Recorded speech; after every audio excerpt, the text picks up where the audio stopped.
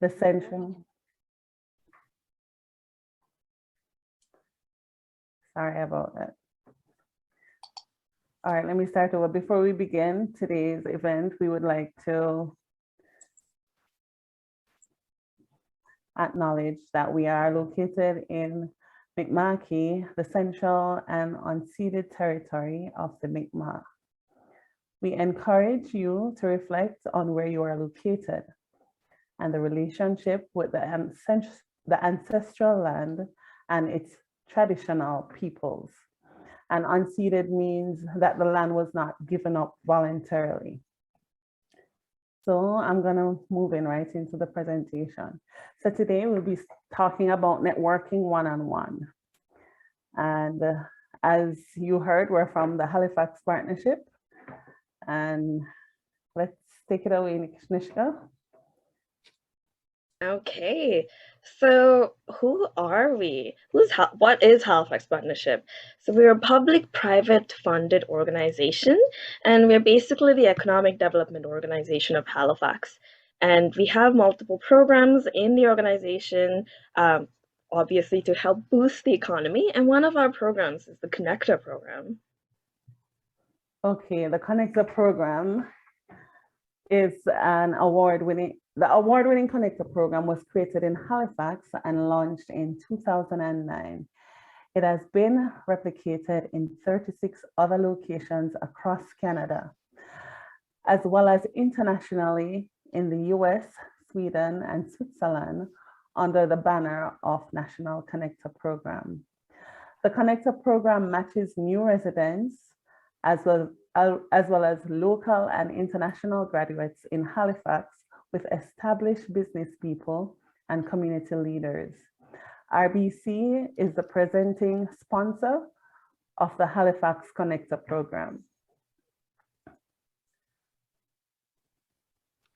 Okay, these figures are not really current. We were not able to get the current figures, but the Connector program has been very successful. And the figures for September 2020 we engaged 1,469 connectors with 3,797 connectees being enrolled. And through their informal conversations and networking suggestions, 1,585 jobs have been found by program participants. So Ogi talked a little bit in the beginning of how the process works when she was introducing us. So what happens is when you reach out to the Connector program, one of the coordinators will have a virtual intake meeting with you. Everything is virtual right now. It's all online because of the pandemic. So you either meet with me, Celia, or our colleague Skylar. And then basically we meet with you to talk about your background of interest and what areas you have, your professional background. And then once we do that virtual intake, we go back to our database, look for our volunteers or connectors working in different organizations, and see if they're available to meet with you. And then if they are, we do an email introduction between you and the connector. And then you and the connector have that virtual meeting again. It's a virtual coffee meeting. And then they refer you on to more people. So the more people you meet, the faster it will be for you to find that job because there are a lot more doors open up for you. So that is why networking is important. We will talk a little bit more about why networking is important if we have not sold you on that yet. Okay, now we will cover ways to network, and we focus on two ways. We have digital networking, which has become more popular since the pandemic, and we have in-person networking. So I think, Celia, you missed some slides there. Why is networking important? Okay, let me see.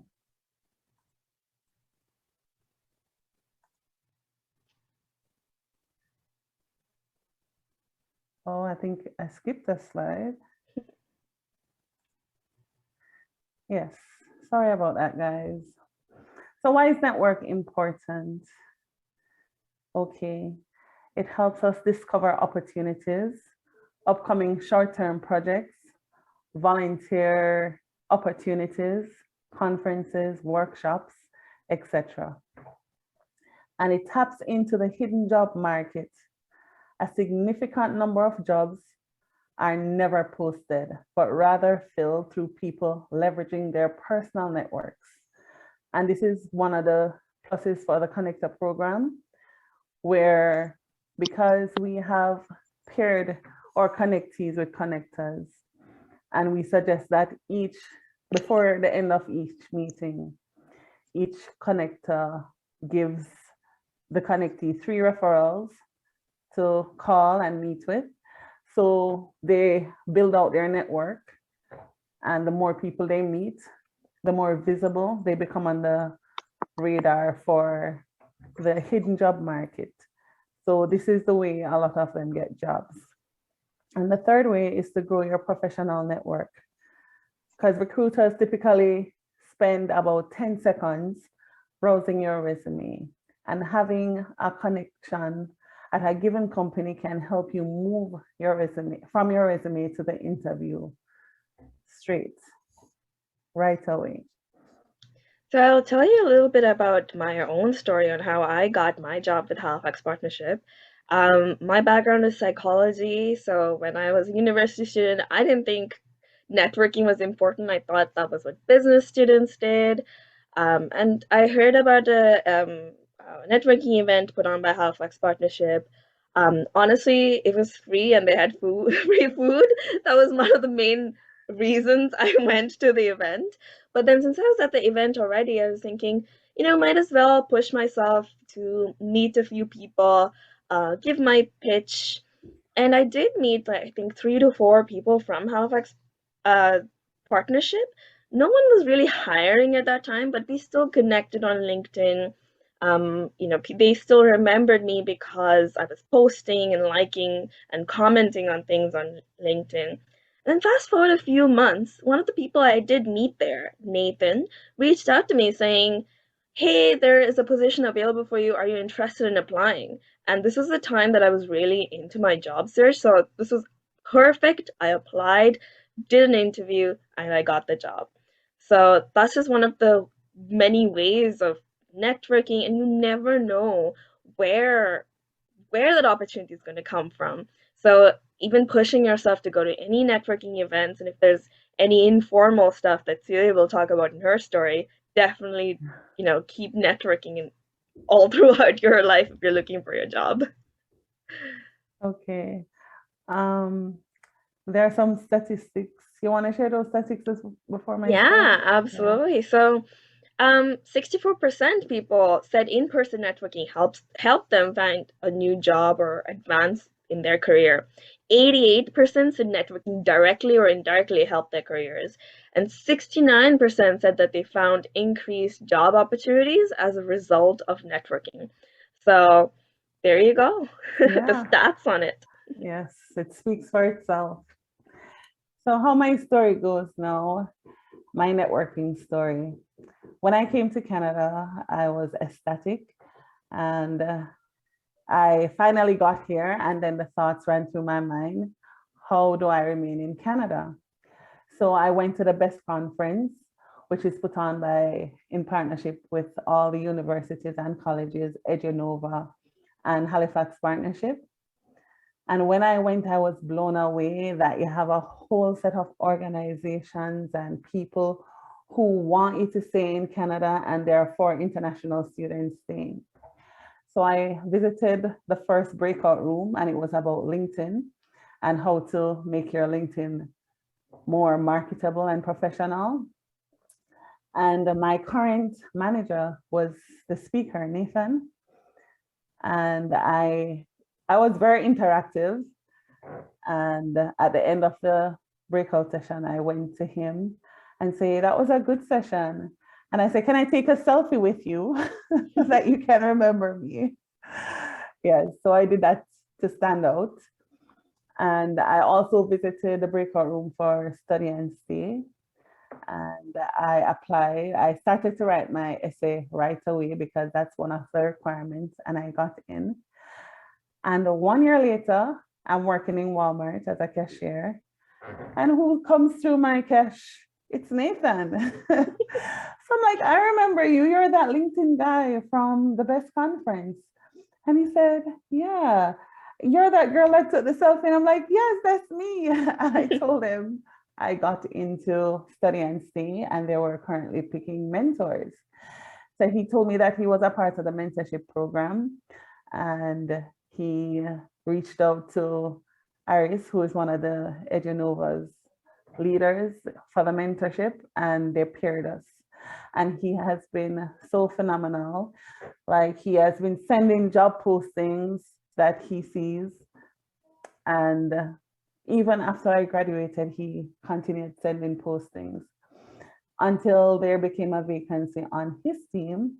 And I was sent the job posting, and I was able to apply. I was interviewed, and I got the job. So as you heard in my introduction, I've been in banking for 19 years. I have a degree in English. And here I am working at Halifax Partnership, helping people, but people is my passion. So, it was like, you don't know who, when you interact with them, are gonna be the one to help you to get a good job. So that's my networking story. Absolutely. And we always joke that that's the key to success. Take selfies with the person. They will definitely remember you. You don't have to do memorable. that. Yeah, exactly. You don't have to do that, but do something memorable, maybe in your pitch or later on when you have a conversation with them. We will cover all of that. Yes, yes. Can I say something before you continue? Sorry, yeah. Yeah, so that was for me, I was listening to both your stories, and there was, I kind of picked something that was very common. The fact that you both left your comfort zone, you were bold enough to attend those networking events. Yeah. You prepared yourself, you had a game plan, you didn't just wake up and go. For example, Nika said she had a pitch, and I guess you must have rehearsed that, you must have written that out, rehearsed it over and over, ready to give it to whoever you felt was a potential mentor or somebody that could lead you to the next person. And then also listening to Celia, the fact that she was quite engaging during the conversation. She wasn't quiet. No. She listened very well and was able to engage the facilitators, ask questions, and was bold enough to meet up with one of the facilitators and ask for a selfie, And another thing you both mentioned was the fact that you were very active on LinkedIn. You had great LinkedIn profiles. You were posting, you were commenting actively. So those are kind of, because I'm trying to pick the learnings, what worked for you, so that people can also take this away and, begin to apply them so that it will work out for them. Yeah. Yeah. Absolutely. We will definitely cover some of those things that you just said, okay, just from our stories and just from best practices too. But I'll also talk a little bit about some of the blunders that I've made because obviously you're not perfect the first time you go out networking, right? There will be some blunders that you make, and I'll cover those too in a bit. So yeah, the different ways of networking. So digital networking and in-person networking. You've heard that many times already. For digital networking, that has almost become one of the top ways to network recently, especially because of the pandemic, since you were not able to actually go to in-person meetings. Networking through LinkedIn became the standard. Can everyone mute themselves? Awesome, thank you. So for LinkedIn networking, job seekers can identify target organizations and individuals to contact them. Employers can basically headhunt using your skills and backgrounds. So having a strong LinkedIn profile can be a good differentiator for a job interview. Now, let me throw this question back to the audience. And going back to Oge, this is one of the best ways to network. So if you do have any questions, or you want to make sure that we remember who you are, definitely be active. And the question is, what do you think makes a great LinkedIn profile? Feel free to unmute yourself or even use the chat. Celia, can you check the chat, because I can't really read it when I'm presenting things. Okay. I'll check the chat for you. Go ahead, please. Perfect. Does anyone have any ideas on what a good LinkedIn profile looks like?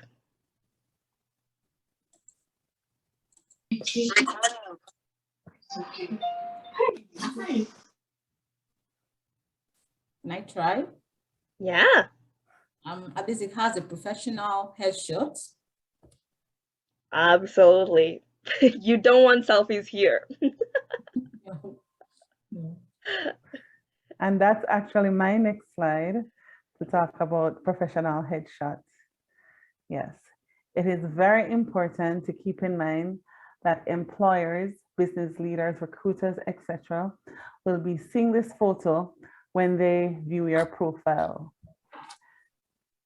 Receiving a new position, promotion, a new job are all things that should be reflected on your profile. It's important that all your information is updated with recent changes. It is important to choose your group carefully. You want to pick the ones most relevant to your interests and passion. Ultimately, the group you should choose can be seen as a reflection of the type of person you are. The LinkedIn summary is a good place to briefly share your story. However, it should not be confused with the experience section. The complete narrative should give a reflection of your values, passions, strengths. It should give people a good understanding of who you are and your experience. Experience is different from the summary. Your experience should give more facts and tell the audience exactly what you do or have done in the past. Yes, and for the professional shots, try to get one, because if you do a selfie or you have a crowded background or other people in your photo, it's very distracting. So we want to impress our future employers. So a professional photo is highly recommended. Hey, Celia, I think you might be using the older PowerPoint. Okay, I'll fix that. Because this we were talking about the tips. Oh. I think you might have missed that. I have the tips here. Yeah. That's what I just read for the professional headshot. Yeah, so the personal brand, don't use stuff. All right, let me find the correct one. Go ahead, Michelle. Okay, so I'll just go with the slide then. So professional headshot, we talked about that already. Connect with business leaders in your field. So if you, for example, if you're working in banking, Google, top 5 banks in your area, see who's working there, try to find something common between you. Maybe you're both from the same country or you both graduated from the same university. Connect with them. And the best way to get connections actually is to actually send a short message along with the connections. Just a quick hi, introducing yourself and why you'd like to be connected with them on LinkedIn. So build and enhance your brand. What is a brand? What is a personal brand? Anyone, any guesses?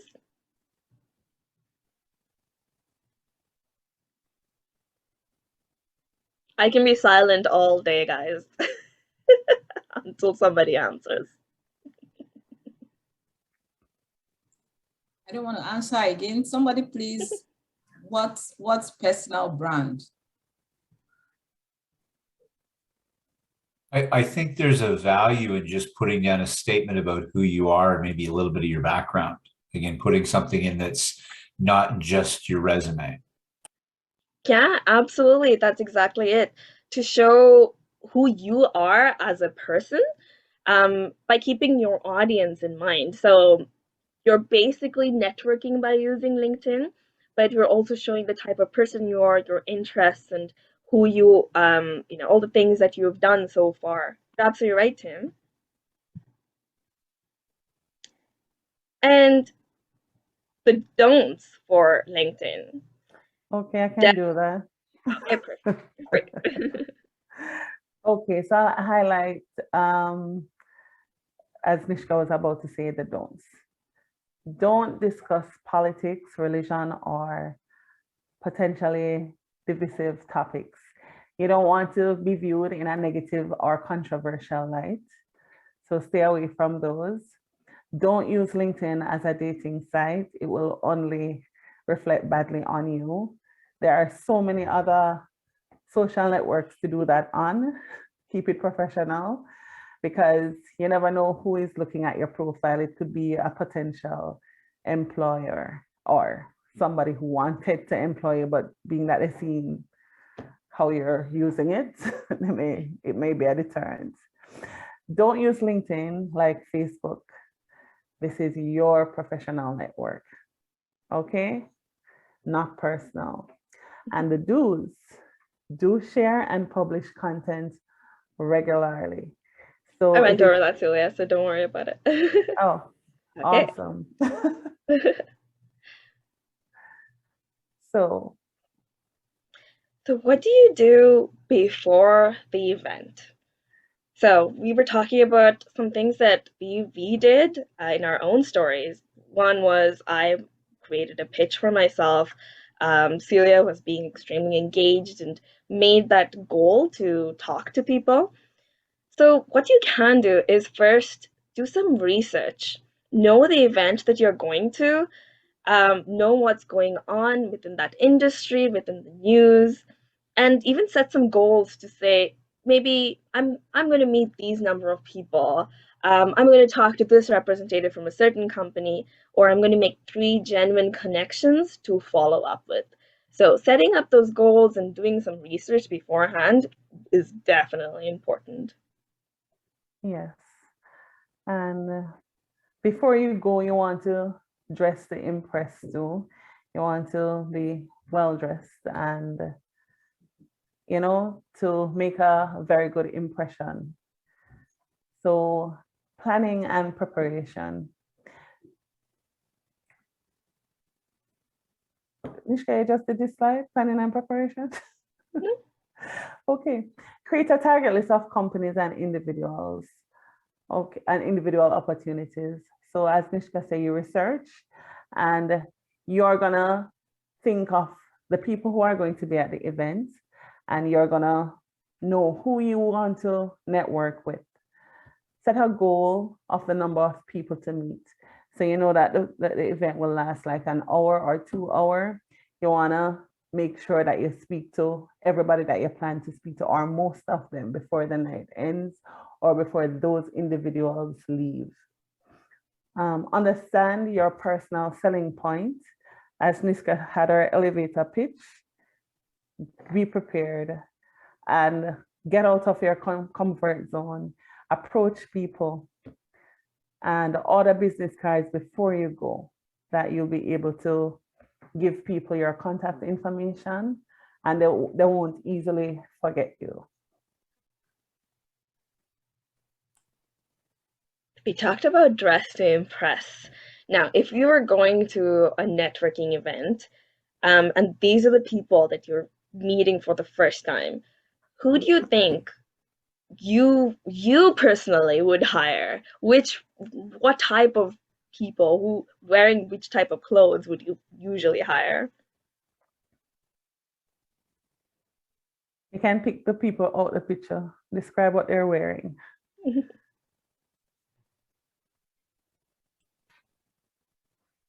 Anybody see anybody who they would employ or engage in a discussion? Hey, Tim was going to say something, and so is okay. Yeah, I'll pick number 5, counting from the left, my left. Oh, The lady in the red jacket. absolutely. I think depending if it's business casual, then pretty much everybody here would be a candidate to be chatted with. Like I think, and you don't want somebody that's maybe, it's kind of the extremes of the overdressed versus the too casual. Yeah. Exactly. So when you go to a networking event, it's usually like it's usually business professional, and try to, dress to impress, because these are the people that you're meeting for the first time, right? So it's not an interview, but it's almost like a pre-step to getting an interview. So you don't want to be dressed in joggers or or something that you'd wear at home to at an event where you're trying to get hired. So the people that I would probably pick at a business professional event would be lady in the red jacket and the two guys near her, really. And like Tim said, it really depends on the location and the type of event too. There are a lot of events recently which are more dress down kind of events. So keeping in mind where you're really going, you don't want to be the one person who's super underdressed or super overdressed. You don't want to stand out in that way. You need to stand out with your pitch and stuff, but not with your clothes, right? Yes, positive impressions. Absolutely. So this is before. What about during the event? Well, during the event, you don't want to stand from the crowd. You want to get out of your comfort zone. You want to look approachable, look confident, and start some conversations. You will prepare some conversation starters. Like as Nishka said, research the people that you're going to meet and follow through on your plan. Be confident. Nishka? This is one of the blunders that I was going to talk about. The first time I gave an elevator pitch, I was told it's supposed to be 30 seconds. So I put my whole life story in this 30-second pitch, and I just blurted it all out to the first person I met. And then after the 30 seconds, she just looks at me saying, "What?" It was one of the worst first impressions you can make with a person. And it's learning from experience, really. Take your time with your pitch. You don't need to rush into every single thing you've done in your life. Make it a real conversation, honestly. Just introduce yourself. Talk about, think about some key points from your pitch. You don't need to basically read it off as a script. And you don't want to sound like you've rehearsed it, like that's the main reason that you're coming here. Just have that casual conversation. If you're meeting someone for the first time, keep the conversation general. Maybe sprinkle in there that you're seeking new opportunities.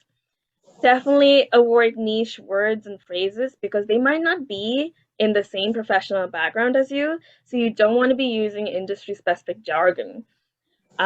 Even though they might not be in the professional background of yours, they might still have networks from that background. So you still want to be as general and using easy to understand language as possible. Finally, be confident. Show off who you are, right? Keep your shoulder back and smile. It's a conversation. It's not an interview, but you want to get there. If you're nervous, honestly, just try to inverse the roles in your mind. If you were the person that was being pitched to, would you, happily listen and help the person as much as possible? That's what's most probably going to happen. You're not going to be like, oh, this person is pitching me. So just be yourself, and some more tips will be given by Celia. Yes, and when you're at the event and you're speaking to someone, like Onishka said, she just blurted out everything. Try and slow down, calm, and listen. Listen to what the other person is saying, that you can respond in time. Avoid just speaking to your friends and colleagues. Go and meet people. This is what the networking event is about, because you never know who is going to be that person to help you to open the door for your next opportunity. Be confident, as Nishka said, be positive. Push yourself out of your comfort zone. Avoid discussing politics and religion. We said that already, but it's a very valid point. Don't be a card spammer, like just walking around and say, here's my card, here's my card, here's my, use the opportunity to give out your card, like during or to the end of the conversation. Would you like my card that you can have my contact information? And always when you're speaking to anyone, maintain eye contact. Absolutely. And a little bit, some more tips, the last tips we'll give for during the event. Ensure it's a two-way conversation. Like, you don't want to be like me giving the pitch and the other person just not paying attention. Be genuinely interested in their life too, because don't just make it like a goal-oriented session. You want to make those real bonds with them so that they also feel like they got some value out of that conversation. Why should they help you if they felt like you're barely listening to me? I'm just gonna walk away from here. And match the handshake. So this is pre-COVID times, hopefully post-COVID times. So we're just gonna give the tip anyway. Match the handshake. You don't want to be super light, or you don't want to break off their hand either. So trying to match them at a good pace. Eating and drinking at events. So I gave the example that I went to my networking event mostly to eat. But don't make that your goal, because you're there to professionally network. If you're going to be stuffing your face or getting so drunk that people are not going to pay attention to you, then that's how they're going to remember you for every single time they see you. And Halifax is small, they're going to keep seeing you. So every time they see you, that's what they're going to remember. Oh, this person got drunk at that event. Yes. And keep one hand free. You don't want to have one plate of food and and on the other hand you holding a glass of your beverage. How will you how will you do the handshake? How will you have a conversation when you're basically making that barrier between you and the person that you're meeting with? Breath mints. Maybe not so much since we're all wearing masks now, but definitely keep in mind that you're going to be in people's personal space. So having breath mints, and you also don't want to be super close based on people's own culture or religion. You want to read their body language basically and see where they're comfortable with. Yes. So very, very good points, Nishka. So is it going to be follow-up or a fail at the end? We want you to remember that business cards are important. You can add the person on LinkedIn after the event, like 1 to 3 days after the event. Make notes on the back of the business card of the persons that you got, that you will remember who you spoke with. Remind them of what you spoke about. If there was a genuine connection, you may want to ask to meet that person for coffee, or you may leave it at, it was great to meet you and I look forward to seeing you again in the future at another event. Perhaps in a few months, you want to be connected to that company. And since you already made the initial connection, the doors are open for asking. So if you add them on LinkedIn, it is good to always like their posts, and you can post similar posts to show your alignment, that your beliefs are the same. And you can comment on their posts. So the frequency, they'll keep seeing your name, they'll remember you. So you're gonna nurture your network. How do you stay connected after you have added them to LinkedIn? Meet them for coffee and thank them for their advice. All right. So you're gonna leverage your professional social media sites, LinkedIn and Twitter. engage with your network. So you don't want to meet them at the event, add them on LinkedIn, and then stop right there. You want to keep the communication going between both of you. That's all I have, Nishka. Yeah, that's it from us, and we have a few minutes for Q&A. I'll just share this resource that we have before I stop sharing so I can see all your chats. We have this amazing resource that you can go to with some different links on not only networking but other things. Feel free to use that. And feel free to also connect with us on LinkedIn, and we can send you some input if we have any. And if you're in Halifax, and if you feel like Halifax, the Connector program sounds like something you'd participate in, then feel free to shoot us a message too. Yes, we will be willing to talk to you guys. Thank you so much. Thank you. Thanks so much. Thanks, Nishka. Thanks, Sylvia. That was a great presentation, and I personally have taken some takeaways because there's never, you can't outgrow networking, right? You just continue learning and getting better at it. Yes. I had with some questions here, and I know the audience would also have some questions. So I took notes while you were talking, and then there was a point you listed, a bullet point that talked about that you should order your cards ahead of those networking events. And I don't know if the Halifax Connector do they produce card for people that need to build one? Do you have somewhere they could go to? I know Job Junction does create just a small card that was pre-COVID, and I know they still do, but do you have somewhere you could also refer folks here on the call to go create a card? And also, now that we're in the virtual world, what can I use as a medium to exchange? What can I use in replacement for a card, a business card?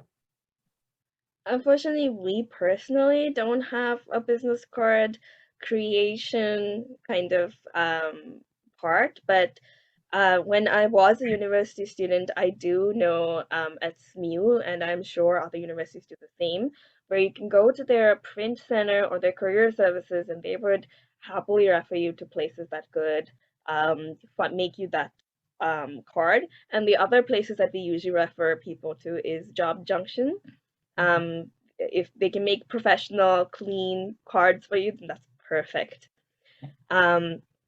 We've talked about like online, in the online world, instead of actually having cards, what we do is you can exchange LinkedIn profiles. There's actually a way that you can go and share your QR code, your LinkedIn profile QR code. So rather than typing somebody's name, you can just, scan their QR code or give your QR code, which again, instead of a small part of just your name and your title, they can know a lot more of who you are as a person, all the things that you've done, your interests, the societies you're part of. See you as a well-rounded person rather than just a piece of paper. Thanks so much for that response. And okay, so I when I came into Halifax about 3 years ago, I was very lucky to hear about the Halifax Connector program, which I signed up for, had one-on-one call for, it wasn't Nishka, it was I can't remember his name now, but one of your former colleagues, and he was able to connect me to somebody that connected me to somebody that connected me to another person. And that was how I built my first professional network when I came in here as an immigrant, and that has been helpful. And I want you, we have a lot of immigrants here, we have students here on the call today. I want you to quickly go over the process again of joining the Connector program, because I'm not sure most people know about it. And that is one. The second part of the question is, as a business professional currently working, do you still connect people? Can I still, I'm no longer a new immigrant. I have a job, I'm cool with my job, but I still want to grow my network. Can I still join the Connector program? So do you want Mishka, you can jump in if you want, but we mainly cater to underemployed and unemployed individuals to help them get on their feet through the connections that they can get a job. So if you're not underemployed or unemployed, we would not enroll you in the program. But if we have, if you're on LinkedIn and we see networking events coming up, we normally post them on our profiles that you can attend. Thank you. And I hope, folks, do you mind talking more about underemployment so that people here on this call can relate with what that means and they're able to kind of categorize themselves or identify where they actually belong and know if this is a program they would need? Employment as in, sorry, I didn't catch that question. Underemployed. Program is meant for unemployed and underemployed. Yeah. Right. So I wanted you to expatiate more, explain more what underemployment means, just for the benefit of those that may not know what that means on the call. Absolutely. Underemployment means that you are qualified for a certain level job, but the job that you're currently working in is not what you're qualified to do. It's like a survival kind of job that you're doing. So whatever you're trained to do, that's not what you're doing. You're doing something like in retail or like what I was doing in Walmart as a cashier. Yes. Not that those jobs aren't important too. It's just with examples with Celia's background, she said that she has 19 years of banking experience. So working in Walmart is great for young grads and for people who are trying to get that experience, especially that first Canadian experience. But she wanted to obviously jump into a role that was similar to banking, where she could actually help people. That was where her skill set was. So if you feel like you're part of that underemployed section, definitely reach out to us. Or if you feel like you're not sure, feel free to reach out to us. We'll go through what our program requirements are, and we'll have that conversation with you. And even if you're completely employed and if you still need tips, we'd be happy to have a coffee meeting with you and give some tips and tricks on resume and everything that Oge probably will be covering in her webinars too. Thank you for that response.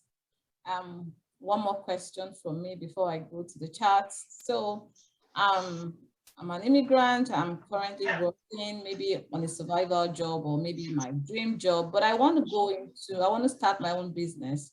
I want to become an entrepreneur someday. Is the Halifax Connector program open to me?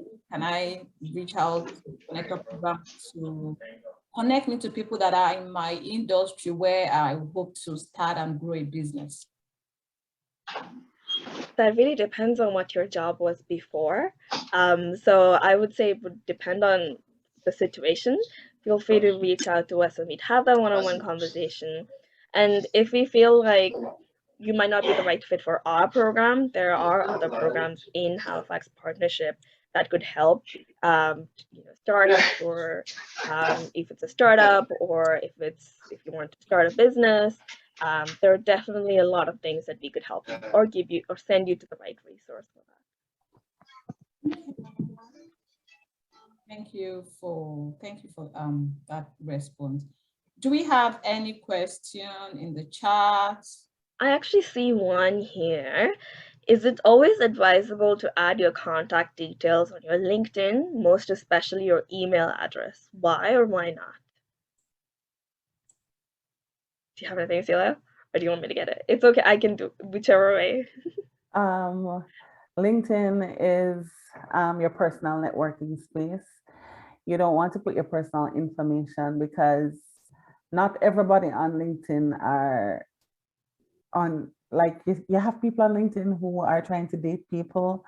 You don't want to attract anybody who is going to be unwelcome. So I would advise not to do that. If someone looks at your profile professionally and is impressed, they'll send you a message So from that message, you can decide if you want to give them your email address, or you can ask them to send you an email and you research the organization and respond if you are comfortable. My answer is a little bit more tweaked. So I would say don't put your personal phone number, don't put your street address, your apartment number, all of those things, because it is the internet. You're putting out all of that information out there for anybody to see. But if you feel like you have another phone number or an email that is not your personal email, but you created just for networking, feel free to, put that out there so that people can reach you through email. And if you want to go a step above and beyond, you can also do LinkedIn has a premium membership, which has a mailing system that you can send emails to people, even without having their email or you publishing your own email. So know the risk factors of putting things out there on the internet. My suggestion would be, like Celia said, there are weird people out there. My suggestion would be, if you do want to put your email when you're networking, create an email specifically for that. You don't want to get a lot of junk email or a lot of spam email into your personal or your work account.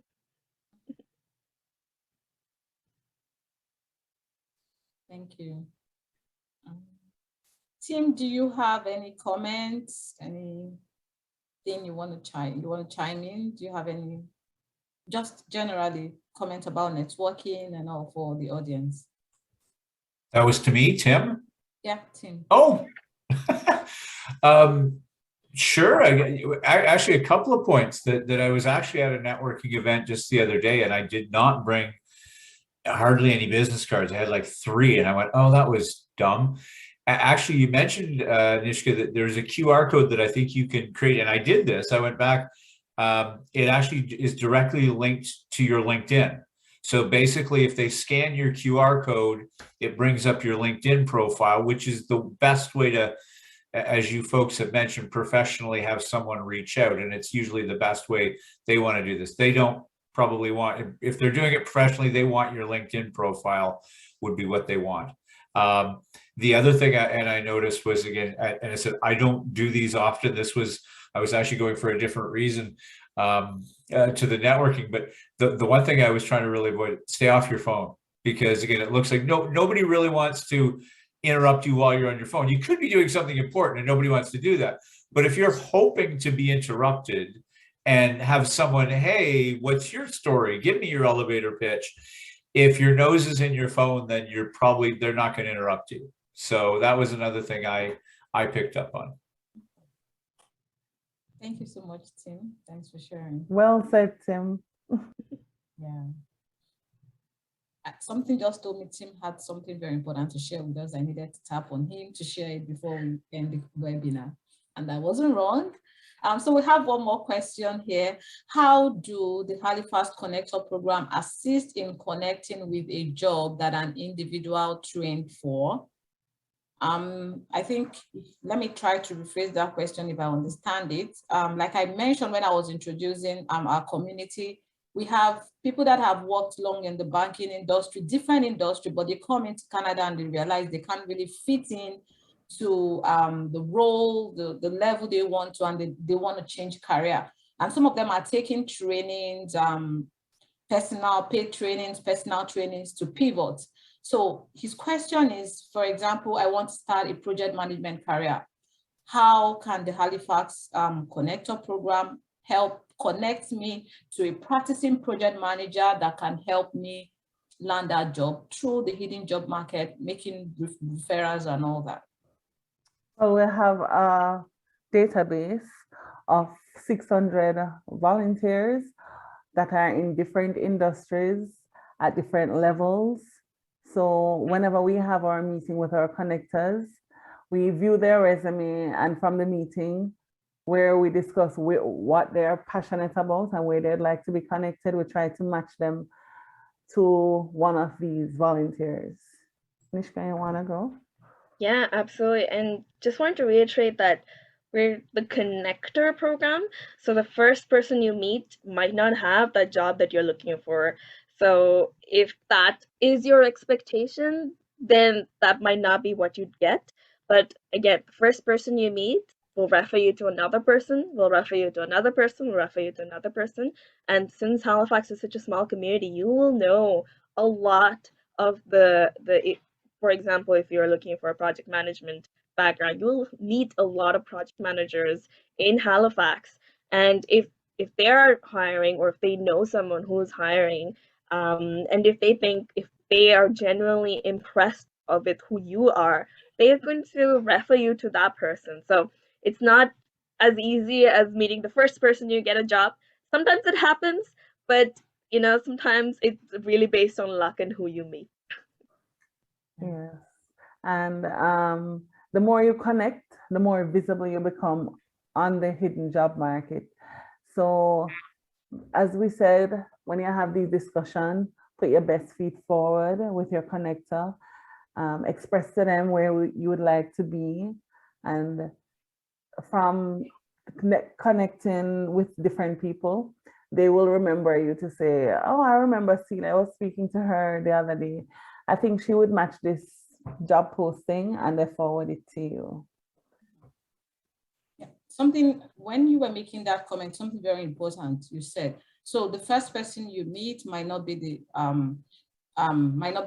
person to get you that job, might refer you to another person and another person. There's something I really struggled with at the beginning of coming to Canada and networking, keeping in touch with those people you meet, very important. For example, I know Sia mentioned following them on LinkedIn, commenting on their posts, posting stuff that also align to their values, kind of. So like, can you maybe share 1 or 2 tips on how to, those people you meet via the Connector program, first have networking in mind, and how do you manage those connections, that relationship, so that at the end of the go, it yields that fruit which you are looking for, growing your network and one day getting you that dream job you are really looking out for? Can you share maybe 2 tips on how to, keep that relationship, nurture it, grow it? Because apart from jobs, so many other things will come out of a networking relationship.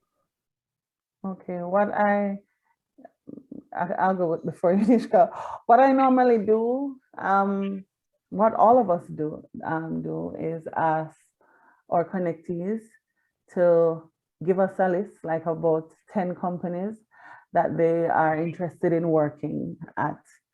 And why we ask for that list is that we would look in our database to see if we have anyone working at any of these organizations to introduce you to be your first connector.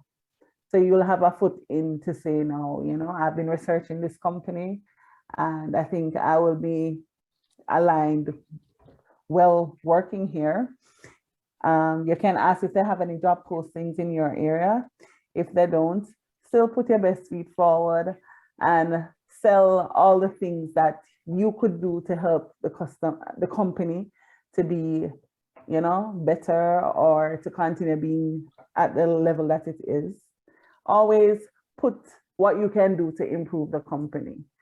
So that is why we ask for those. And I think that would help leverage you sometime to get through a door that you wouldn't normally get through. Mishka? Yeah, and we talked a little bit about the points in our presentation, actually, to nurture that relationship. If it's online, then definitely send them a message saying, can we have a quick coffee meeting? Don't do it too much. Don't bombard them with messages or emails. Then they'll just stop answering you. Definitely respect people's time and have a normal conversation. Sometimes putting it as me, I'm looking for a job, listen to my pitch, listen to every single thing that I've done, rather than also paying attention to things that they've done, and be appreciative of all them even taking some time out of their day to meet with you. And LinkedIn, we talked a little bit about that already, like posting, liking, commenting. I meet connectees every day, I'm most probably going to forget who you are within a week or two. So I always saw my connectees connect with me on LinkedIn and actively use it. So when I do see your name, I remember every time I see your name in my feed, I'm remembering who you are, and you're keeping your name on top of my mind. So doing that for every person you meet would definitely be important. Thank you so much. Thank you. If we don't have any other question, we are 4 minutes past time. We want to say thank you very much to Celia and Nishka. Thank you, team. Thank you, everyone. Nalil, I see you. Thank you, everyone, for joining us this evening. I hope you've learned one or two things and not just coming to listen, something you are going to take away and start doing today. Something you are going to take away and start doing today. Anishka, I assure you, we have a lot of people in our community trying to pivot their careers. They'll be reaching out to you, and I trust you are going to help connect them to others in your database and reap that the benefit of networking, because I believe it's a lifelong skill, not just for getting the job now. It's something you will need over and over. Like even when you want to change jobs, when you want to get to that C-suite level, your network matters. Your network is your net worth. Yes. Thank you so very much this evening. I will share Nishka and Celia's LinkedIn profile. So please feel free to connect with them, reach out to them, and start building that network, start nurturing that relationship, and you will definitely reap the fruits of networking. Thank you. Absolutely. I just put my link in there if anybody wants to see, but Oge will also share it later. Okay. Yeah, so please feel free to Nishka's LinkedIn, the link to her LinkedIn profile is here in the chat. Feel free to take it. We'll also share a link to the presentation for anyone that is interested to go back to it. All right, can we say thank you to Nishka and Celia and to everyone that has joined. Thank you, everyone. And we hope to have more engaging and interesting conversations. So be on the lookout for other webinars we'll be hosting. Thank you very much. Right. Have a good evening, everyone. You too, thanks. Bye. Bye. Bye.